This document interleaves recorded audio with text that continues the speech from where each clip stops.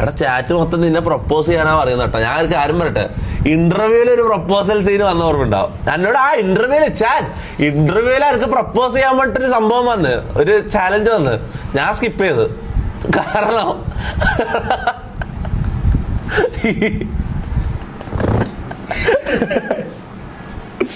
എന്താ നിന്റെ അഭിപ്രായം എന്താ?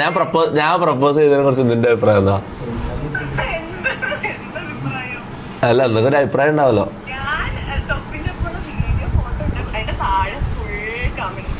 എന്ത്? ഇല്ല, ഞാൻ ശ്രദ്ധിച്ചില്ല, പറ.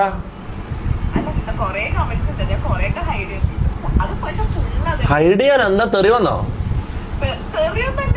പിന്നെ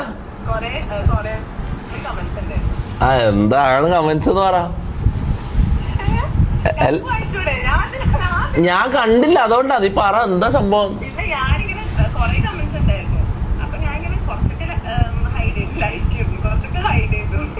ആണോ?